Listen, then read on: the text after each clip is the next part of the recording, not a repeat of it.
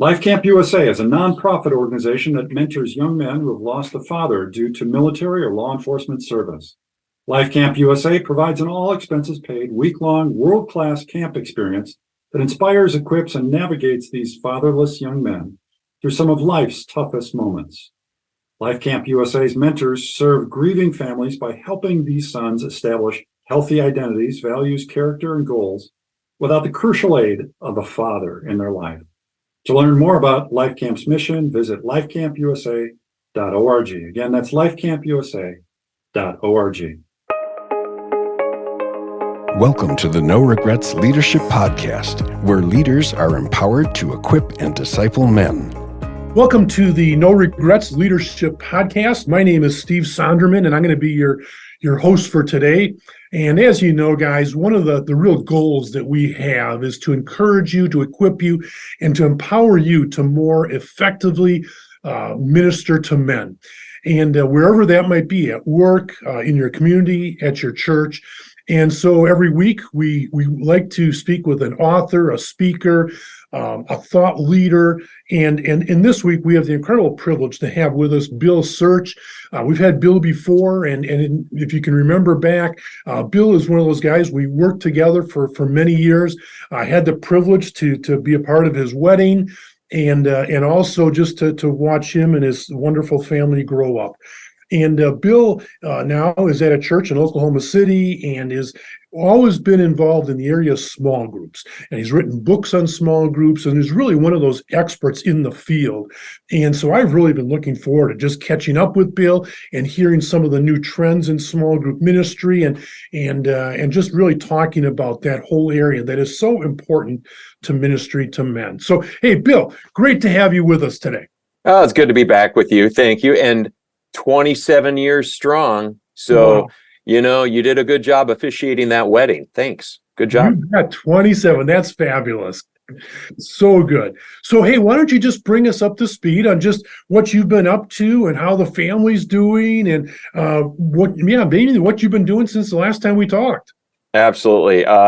Family's all good. I've got the second one out of college now and embarking on a career in accounting. And the youngest is in high school senior year. So he's dragging his feet, deciding what he wants to do, but we're not too worried. And yeah. Karen and I still get along. She hasn't thrown me out or made me sleep on the couch yet. Well, there's still time, but everything's good in that regard. Ministry wise, I serve Crossings Community Church, 5.5+ years now. Just love it. I never went to Oklahoma thinking, boy, I can't wait to move to Oklahoma. But now that I'm here, I think I'll stay. It's a great place. Yeah. So awesome place. And ministry wise, still doing things in the world of small groups. Still have a couple books with smallgroups.com, which is part of Christianity Today, and recently embarked on a project with Right Now Media. So my first curriculum or video series will be on the general Right Now Media site sometime later in September, early October on the armor of God, which, by the way, is a perfect study for a group of men. So yeah. It's a 9-part series. Bill, tell us a little bit more about that. That sounds great. And yeah.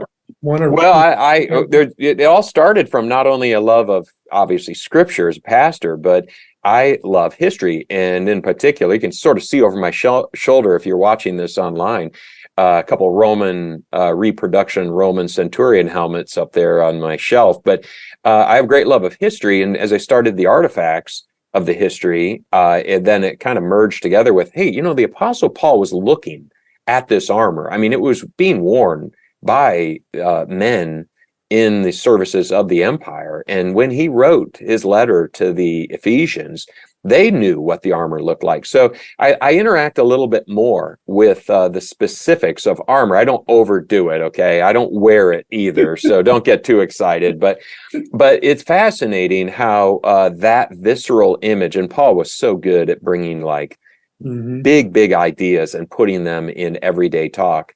So I attempted to re-illuminate that, I suppose. And so we did the series here. It went well. I wrote it as a curriculum for others to teach through. That went well. So then we took it to the studio, recorded it, and now it's heading to Right Now Media. So they seem to like it as well too. So anyhow, I tune in and have a look at it. I'd love to know what people think of it. maybe it'll be Okay. helpful to them too. Good. Well, my guess is most of the guys listening probably have their church has subscriptions to Right Now, and they always produce very high quality curriculum and material, and so guys, I would just encourage you later this fall, it will be there, and really encourage you to use it, because all the stuff that I've seen Bill develop over the years has been just fantastic.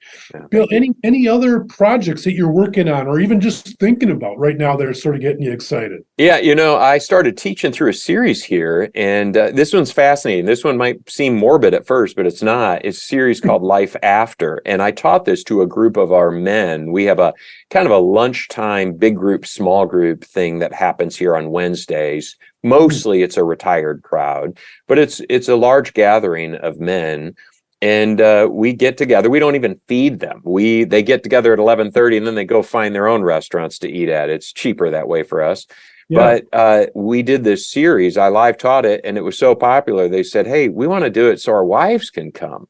But it's called Life After, and this is a series on what happens after we pass from this life. And I realized there's just not a lot out there. I mean, there's a lot of books on afterlife experiences. I don't cover any of that. I those might be true. I have no way of knowing. But I just stick with, what does the scriptures teach from Old Testament to New Testament? What do we have to look forward to? And I had never studied it before until I taught this stuff. So that's a project I'm very excited. We're going to take that into the video studio when I'm done teaching that. So that quite possibly could land in Right Now Media too, because they don't have anything to my knowledge like that as well. And that may turn into a book. And then the Armor of God series will very likely turn into a book sometime in the next several months. So I'm doing a lot of writing, and then I'm doing stuff. I'm part of a movement called the Church of God Anderson. We're better known for our music, the Gaithers, if you go back away, Sandy, Patty, but it's a great group, evangelical, strong believers. And I serve now on the ministry council of that group. So that's just sort of administrative and fun. And we get to talk about what God's doing in North America and around the world. So that's a little bit of what's going on, and a few other duties as assigned. Okay. Well, good. Well, thanks for bringing us up to speed. And, like I said in the beginning, we want to talk a little bit more about small groups. Yeah. And since you sort of have your pulse on what's going on around the country as you interact with people and speak at conferences and things like that, what would be some of the trends that you're seeing or, experiencing, because you're hands-on doing it, in your small groups that our leaders maybe should be aware of and be thinking about? Well, there's no doubt COVID took a lot of wind out of the sails, and it set some ministries back when it came to small groups. When we're told by people we trust or respect, or maybe don't trust or don't respect, hey, don't gather together, people don't, or at least some people don't. And it was a contentious time, but we're starting to emerge from that. And so we're seeing more desire for person-to-person contact. The idea that there would be a future where we would gather online, and online groups would be the next phase, proved to not be true. If it was going to be true, COVID would have made that perfectly clear, because that was obviously the method that was preferred by many. And there are some that are still there. As a supplement, it does seem to work for some, but there's still no replacing knee-to-knee, eyeball-to-eyeball, in the same room connection. And we do know by statistics that there is a massive decline in friendships and more of those relationships. You could just Google this, and there's many, many research projects. The government identified this. This made the CDC that there is a decline in interpersonal relationships that are of value and meaning to the person, and increasingly those that are maintained are amongst family members. And that's putting a lot of pressure on family. So the need is there. But with that, there is what we have found here, the hardest group for us to minister to, or at least reach, are the men who have kids. And by kids, I mean everywhere between elementary age through high school. If you have babies in your life, or you don't have children in your life, or you're an empty nester, retiree, or your kids are off to college, those groups are easier to form. But at our church, and as I interact with other churches, those are the hardest to get together. And it's not because the guys don't want to. It's that finding the time, the schedule that works. So in the summertime, I have more fellows in a group I lead than during the school year because they're on kid drop-off duty at schools. And so you can't meet early enough, and it's hard to meet later for some. So you just have to be flexible. And that's one of the things we're learning is we're trying more things of getting men in maybe even smaller groups, little triads, as they sometimes are called, or you just sort of pick a time and go, hey guys, who can come to this one, come to this one. And but again, we don't have as much trouble from later Gen Xers into boomers, if we can use those terms. That's not a problem. And then the other trend that's fascinating, we have a very, very active young adult ministry. Like we have a weekly worship service that's like 350 young adults, 20 somethings. And so they're not married. Just statistically, they, when they do get married, sometimes they stay in that group, but most of the time they migrate. But that group, there's like 100 young men, maybe more, in small groups. So that's fascinating because they see value in it. And in a recent training, they actually had to talk to them about like, hey, let's ratchet back accountability, because some of you guys are you're trying to turn this into a support group that might be more intense than you have the training to handle. So, which is funny because, of course, throughout the years, we'd be like, hey, make sure you talk about deep stuff. And apparently many of their young men groups, they're talking about the deep matters that they struggle with. One other trend that we see is the short-term group, is the 15-week group re-upping at the semester mark. Now, that's nothing new. Anyone who's been living in the world of small groups knows that goes way, way, way back. I mean, Campus Crusade was doing that. I mean, there's various small group authors that like to take credit for that one, but Navigators and Crew and InterVarsity, they were doing that long before churches were doing small groups. But that's a very real thing that might have implications more broad, is just the way schedules work. That's why. It's not because they tire of the relationship, but you get promoted. And in this community, we have many of our young adults are up and coming executives in high-powered companies. An early bird gets the worm. So if you're not in the office by 7 a.m., you aren't going to go to the next benchmark of your success. So that means that they might, if they're an early morning group, they have to shift to a different group because of a promotion, or they seek a promotion. So those are some of the things that we're seeing. And if we talk again in sometime later, maybe December of this year or early next year, I might have more. I'm going to be at Right Now Media's conference and spending time with some of the Barna folks, and so I'll have my hands full of more recent data and facts, because they do all kinds of research on this stuff. So and that's really helpful. And just as a side note, I would say, guys, as you're listening, that you can just go to thebarna.com, and they're, like you said, Bill, they're constantly researching this, that, and the other, all about different aspects of church and in different groups of people, and lots of great information there that I'm sure you would find helpful. I know I have over the years. Hey, Bill, anything you've seen as far as like curriculum? I know I'm just throwing this out there, but I'm just thinking, it seems like, and again, it's only just a thought, of video driven versus book or Bible driven. Anything you're seeing there, or has it pretty much been the same for the last number of years? Or any thoughts on that, or not really? No, I mean, I have seen nothing new in regards to that. I would say, because you have kind of a corner on the realm of men's ministry. I don't honestly know anybody that has even a comparable podcast to yours. I'm not trying to compliment you, Steve. I just don't know of one. But with that being said, with the number of listeners you have, I would say there is an open market that somebody could fill here. And I hate to use the term market, but you know what I mean, is there is, I still have turn people back to your material. I turn people to Robert Lewis's material.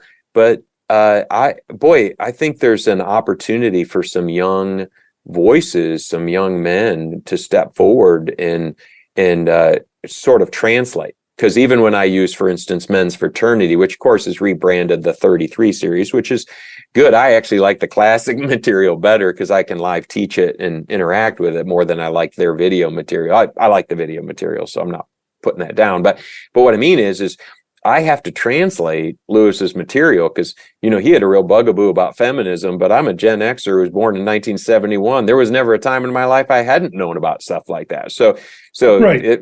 it kind of feels like an old man with a grudge. Now, I know I don't mean any disrespect to Robert Lewis, of course, and I don't mean that he's that way, but I mean, I have to soften that, because if I said that to a bunch of millennials and younger, they would look at me like I'd crawled out of a cave and had dragged my knuckles. So all that to say is, I think that same matter of what's it mean to be a man, boy, our culture's made this whole thing worse. So there's an opportunity for a guy to step into the void there. But are you seeing anything out there? I mean, is there any new material you're taking particular notice of?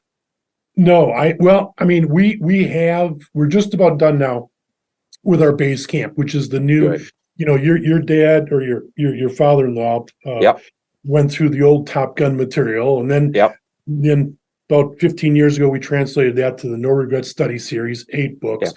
Now we've digitized the whole thing and really brought it up to speed, more video driven, etc. Yeah. And so we're just about done with book 8, which will be the complete series. And Good. it's really taken off because guys like it on their phone versus, print or paper or books. And so that's there. And then Robert Lewis did take his old stuff and developed a 10-week series called Better Man, which is, they have a teen version, they have a Spanish version. They have 5 different versions. It's real easy, entry level type stuff. Oh, that's great. His old stuff, and that's good. But I know, like right now, has contacted me a number of times. They've wanted me to do stuff. I just haven't had the time to even think about it yet, as we're sort of still in the startup mode. So I know they're looking. I know they would like something. Yeah. And so. And also, you know it better than I do, because you have been swimming in the waters of men's ministry long before I was even in ministry. But there's so much of it out there. I shouldn't say so much of it, but some of it tilts towards cliche forms of masculinity.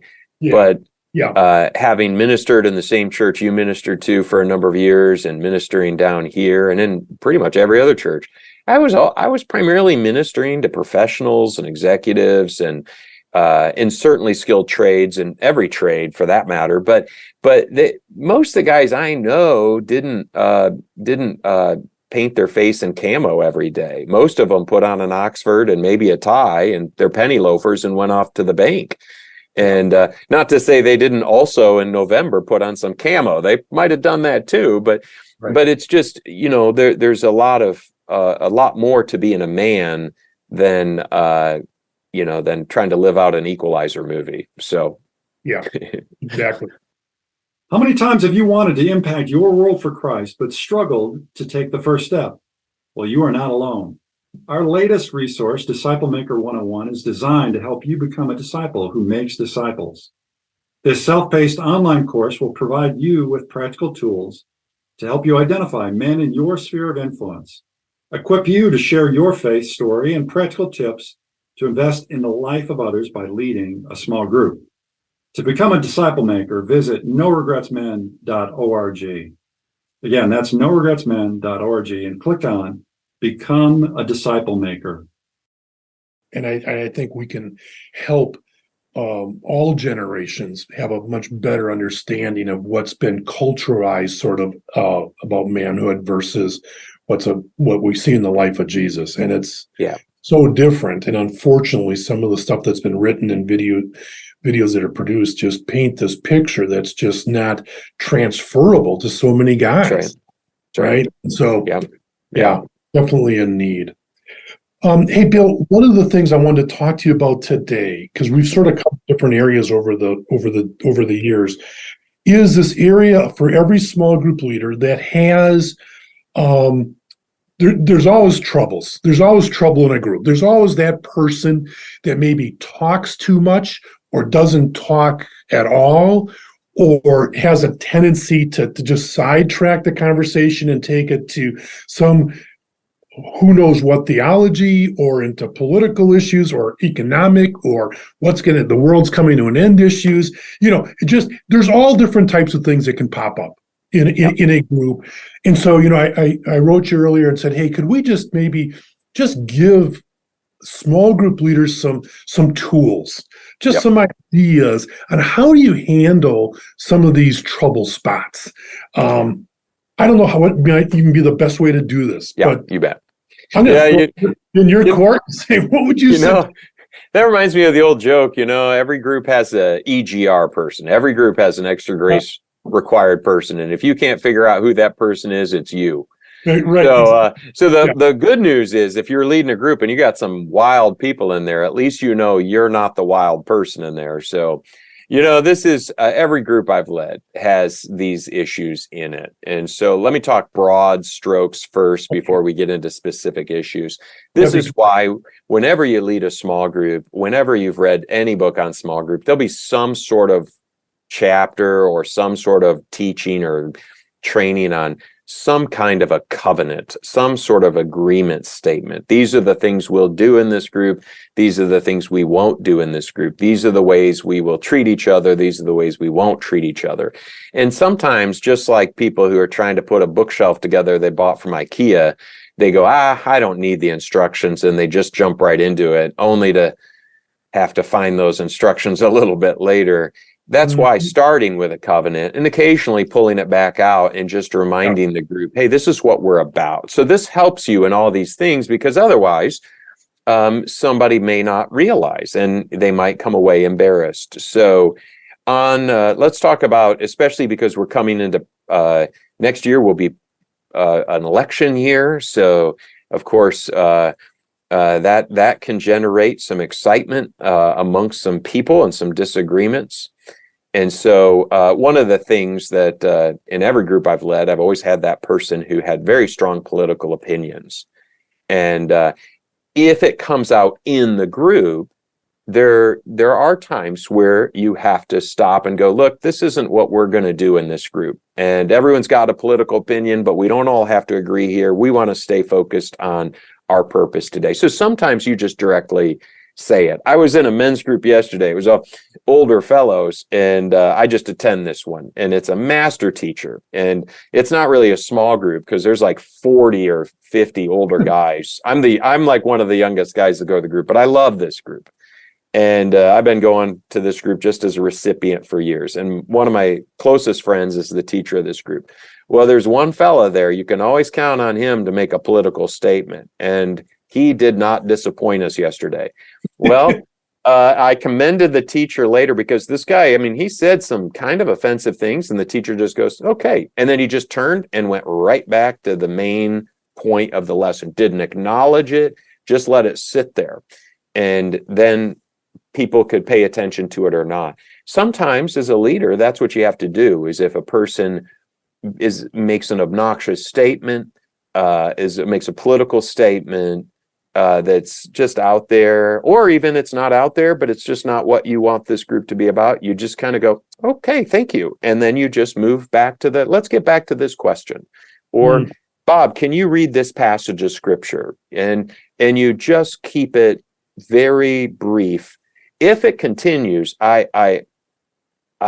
whenever there's a person in my group like that, inevitably, and in fact, now as I've gotten older and more experienced, I just get it done right away. But inevitably, you're going to have to pull the person aside. If this is what they do, you just, at some point, are just going to have to say, Tom, love having you in the group. You're a great guy, but this is not a political action committee. And we're not having political debate club here. We're here to become better men who are better Christ followers. And we have no recording of Jesus going on the record, giving his opinion about Tiberius Caesar or any of the other lousy Caesars. He didn't. And in fact, the only time he mentioned it, he says, give him his coins back. His face is on it, So, this is Jesus didn't weigh in on politics. If he thought that was the way to win the world and transform the world, he would have done so, but he didn't. So, I'm direct on when it comes to politics and people, as a pastor, because you get to know people, Steve, individuals think everybody shares their political opinion in that small group. And the church has much more diverse political opinions than most people think they do. Yeah. So there's that one. And then when you have the classic interrupter or talker, there's actually some physical things you can do with this one. And I don't mean smack them. Okay. So I don't recommend that one. Although depending, you might consider it, but that's last resort. Okay. Physically, once hey, this person talks all the time, don't sit across from them, because they will kind of feel like they're your partner and helping you. This is a weird one, but I learned this from a social science textbook I read. Sit next to them, because you are actually not looking at them. So you're looking out at the group. So when you ask a question, you physically, it's awkward to look at them because they're right next to you. Whereas if they're across from you and they immediately blurt out, you look at them. Whereas if they start to talk, you can look opposite. You can look away from them. So that's actually a physical trick you can do. That is interesting. I've never heard that. I love that. The other is I was in a group. Now, this is way back in my college days. This is back at Moody Bible Institute. And there was a guy in the group, great guy. And this was a club that we were part of. And so we had weekly meetings. And when this guy got to talking, he just couldn't shut up. And he would suck all the air out of the room. So the rest of the group put me up to it. They're like, you have to talk to him. Yeah. So I pulled him aside and was like, man, here's the situation. And you know what's funny is he knew. Yeah. He knew. It didn't take him by surprise at all. So I said, how do I help you? I want to be your friend here. How do I help you? He goes, well, if I start talking too much, how about you pull your ear? So I would do this when he started talking. Well, what was funny is this guy just had a problem. So the rest of the group kind of figures out what's going on. And at some point, I remember this meeting where everybody grabbed their earlobes and were pulling. He was like, I know. Okay, I'll stop. And it's still one of my favorite memories in small group history, because, here's this guy. He was a good guy, and he's a pastor today. I mean, he's a great guy. But sometimes you just pull your friend aside and say, how do I help you? Yeah. They will not be surprised that they dominate. Yeah. The other thing you can do is let them know, hey, you are good at drawing out insights. Maybe you could help me draw out the insights others have. So I don't want to put anybody on the spot, but and you get them to actually call their friends, like, hey, Matt, why don't you have something? What are your thoughts on this, Matt? So you actually solicit them as the associate facilitator of the group. Yep. Now, obviously we've all dealt with, there's normal people who are just extroverts, and I'm one of those. And if you're well behaved, you can behave well. And there are well behaved and poorly behaved extroverts. But then there's also really chronic people. And those people, you do have to, once again, you just have to bolster your courage and have a caring and loving conversation that says, look, we get together for 90 minutes. And not sure if you know it, but you're sort of becoming the teacher, and you're talking X number of time, and others are not able to participate. And they would, but because you're talking, they can't, and they won't push in. But if you're not talking, they will assert themselves. And so there are times where you just have to have that conversation. I actually had a group that was so critical. There was a gal, this was a couples group, where she could not, nothing could shut her down. And this is going to sound terrible, but the last straw was we closed that group. Now, I don't recommend that. That was really, and that wasn't the only reason. The group had run its course, had been together for years. It was time. We were all ready to move on. So all of that was, but it was sort of the straw that broke the camel's back. Half the group said, we're done. And so we just decided, you know what? That's okay. It's time. However, that is a rarity. Most of the time, people are sensitive to these things. Mm-hmm. Okay. Yeah, I think, the common thread I'm hearing through all of it, and I was going to say the exact same thing, is to have that courage to have that one-on-one meeting. Oh, yeah. Again, not to embarrass them in front of others or in the group. I mean, you can do things like you said in the group to, switch the conversation and things like that. But eventually it's probably a one-on-one in love. I want to help you. And it just, whatever the situation might be, it's that it comes back to that one-on-one is so extremely helpful. Yeah. Bill, we're running short here, but I do have one more area I'd want to cover related to this, because this is one that I've heard some leaders talk about, and that is this area of superficiality. That the leader will come to me and say, hey, Steve, I don't feel like our group's getting deep, that we're sort of just dealing with some of the shallow issues, Bucks, Brewers, Packers, Weathers, hurricanes and politics and things like that. But the guys aren't sharing. They're not going with their lives. Anything that you would suggest to leaders to help them, take that group to the next level as far as sharing is concerned? Well, there's always the first thing we have to do as leaders is model the way. Yep. They're going to take a cue from us, and that's real vulnerability there. It's challenging, especially if we're vulnerable and we share something at a deep level, and then the next guy talks about his predictions for the coming football season. So that's understandable that we don't always want to take that risk, but I think we can't go there if we're not modeling what it looks like. And so whatever that might look like in your mind as a leader, that's what you have to do. You have to project that. You have to be real about that, whatever it is. And then I said it up front, this is the place of a covenant, but from time to time revisit is, when a group first forms, it would be odd if all of a sudden everybody shared at a very deep level, unless it was particularly a support group that was designed for that. Most of the time, a group's going to take a few meetings in before guys really go there. So whatever deep looks like, whatever that means to you, it could be confessing of sin or just sharing personal hurts. It doesn't always have to be sin. Sometimes it's just sharing personal pain and stories from everybody's got pain in their life. So whatever that might mean is just upfront saying, look, this is a place where we ought to be able to share what's really happening in our lives. And so that's a place to kind of drop, hey, this is something that's going on in my life right now.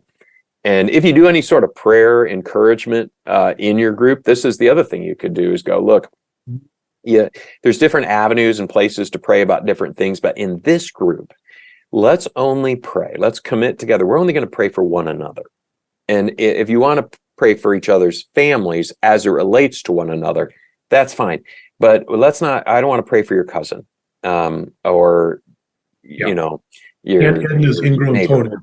Right. Yeah. No, let's just keep it right here. So if it's a struggle with a workmate, if it's a struggle with a project at work, if it's a concern over impending retirement or aging out or not getting promotions or whatever, like it could be at the professional level and it could be at the relationship level, that my relationship with my spouse isn't where I want it to be, or I want a spouse and I just can't seem to find the right woman, or whatever it is. Like, this is a place for us to pray for one another. And in fact, I'd go further. I'd say if I'm not going to do that in a group, I don't do prayer request time in my group. And I have a group right now. I lead a bunch of different types of groups right now, just as an extension of my work and calling here. And one of the groups I lead, I don't do, hey, let's pray for each other, because that group is not a very deep group. It's a little more like an inductive Bible study and sharing. and they may get there, but men, this is an open group for anybody. So men roll in and out, and they're just not going to share. So having said that, there's another example of where you could cause problems for yourself. If your group is perpetually open and new guys show up regularly, the men are not going to be transparent with each other. It takes a bunch of meetings for a guy to feel like I can trust this guy, that he's not going to size me up or size me down. So I'm not saying you should close your group, because some groups should remain open. So just evaluate where the group ought to be based upon dynamics like that. Yeah. But prayer time's a good place for there to be that kind of vulnerability. And that's a good place where you could model the way. But it really comes back to, and this is where you need a coach in your life, or a pastor or leader. If you're a leader of men, to kind of talk, what does right look like for our group? So that you're not holding yourself to an unrealistic standard, or a standard that maybe isn't going to be the right one for this group. I think that's really helpful, because sometimes we might just have a false expectation. But what does right or what does deep look like for this group? Because every group is different. Yeah, that is really helpful as well. So good. Well, thanks for those. That was some really helpful things there. Well, Bill, we're out of time here. Listen, tell us about the resources that you have for leaders, and where our guys can get them. Yeah. So if you go, there's a few different places. You can go to Amazon.com. I have 3 different books on small groups. Simple Small Groups, which has been out for like 15 years. Probably the most helpful to the average small group leader would be the Essential Guide for Small Group Leaders. That actually hit a second edition because we added an online component for guys that are attempting to do that. And all those, and Vibrant Small Groups, which is more for ministry leaders, pastors and such. All those are at Amazon.com, but also at Christianity.com. Probably the easiest way to find them is at smallgroups.com. That'd probably be the easiest place to find them. And if you put in the search bar, plus I have a bunch of training videos at smallgroups.com and a bunch of training videos at Right Now Media. And then be on the lookout for that Armor of God curriculum that drops on Right Now soon. So those are probably the 3 best places. I tried to maintain a blog years ago and just couldn't keep it up, Steve. I just couldn't. And I had a website for about a minute. And also, same deal. I'm too busy. It is too much. Well, guys that are listening, I just want to recommend those books. I've read 2 out of the 3, and they're really helpful. I think every small group leader should read them. And so, again, we just want to continually resource you as leaders with some of the good things that are out there to help you be more effective in what you're doing. So, hey, Bill, thanks again. Please say hi to Karen for me. And just been a real joy to have you on the podcast this week. And for those that are listening, hope you've been encouraged. Hope you were able to pick up a couple things to help you to more effectively lead your small groups. And look forward to talking to you next week. So have a good week. Thank you for joining the No Regrets Leadership Podcast. For more information and to access past recordings, please visit www.menwithnoregrets.org/podcast.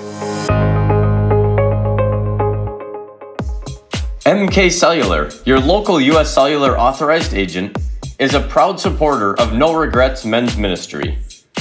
Find our locations at mkcellular.com.